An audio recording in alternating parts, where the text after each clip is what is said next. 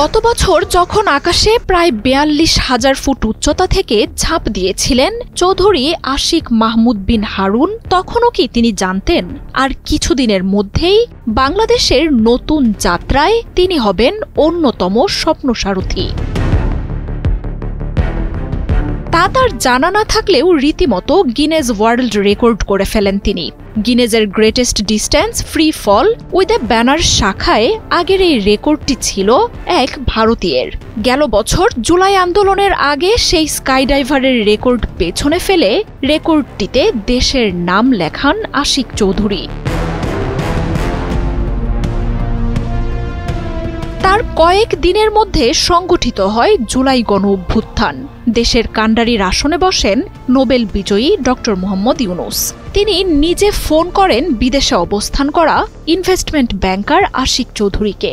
তাদের কথোপকথন ছিল এমন যা চমকে দেবে যে কাউকে।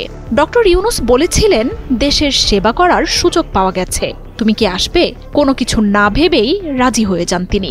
বিলাসী জীবন ছেড়ে দেশে এসে দায়িত্ব নেন বাংলাদেশ বিনিয়োগ উন্নয়ন কর্তৃপক্ষ বিডার নির্বাহী চেয়ারম্যানের। And to do that, we have already thrown Lutfi Siddiqui at you, not literally but verbally.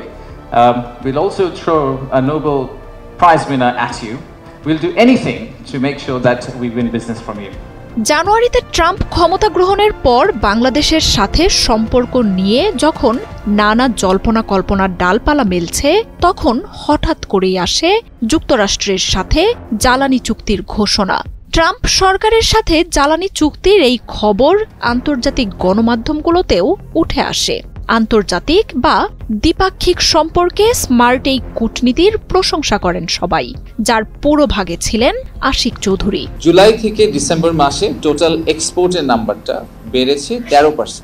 শতকরা 13 ভাগ এক্সপোর্ট বাংলাদেশে বেড়েছে। আমাদের যে আন্ডারস্ট্যান্ডিং যে আমরা we are a fantastic destination and we have this unique proposition. দায়িত্ব নেয়ার মাত্র কয়েক মাসের মাথায় বাংলাদেশে বিনিয়োগ সম্মেলনের ঘোষণা আসে, যেখানে প্রায় অর্ধশত দেশের সহস্রাধিক ব্যবসায়ী, বিনিয়োগকারী, প্রতিনিধির যোগ দেওয়ার কথা জানান তিনি। বিনিয়োগ সম্মেলন এর আগেও বাংলাদেশে হয়েছে, তবে এমন একটা সম্মেলন যে শুধু অতীতের গল্প আর তোষামোদ না করে দেশের ভাবমূর্তিকেই পাল্টে দিতে পারে, সেই উদাহরণ যোগ হয়েছে এবার। বুধবার রাজধানীতে বিনিয়োগ সম্মেলনে নতুন বাংলাদেশের সম্ভাবনাকে তুলে ধরার আশিক চৌধুরীর গল্প বলার ধরন আকৃষ্ট করেছে সবাইকে। 10 বছর পরের বাংলাদেশ, এখানে বিনিয়োগ, সমস্যা, সম্ভাবনা, পরিকল্পনা কোনো কিছুই বাদ দেননি তিনি। সামাজিক যোগাযোগ মাধ্যমে তার করা এই প্রেজেন্টেশন ঘুরছে।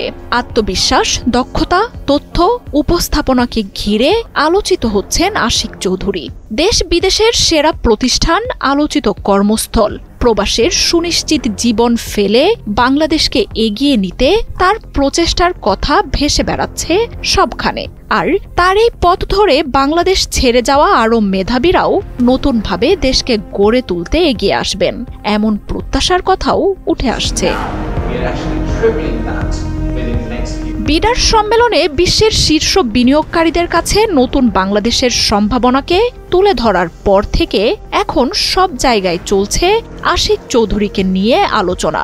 সামাজিক যোগাযোগ মাধ্যমে ঘুরে বেড়াচ্ছে সহজ সাবলীলভাবে বাংলাদেশকে তুলে ধরা সেই বক্তব্য।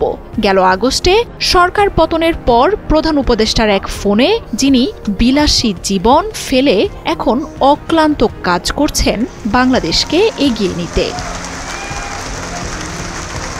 মার্জিয়া উপমা, ৭১।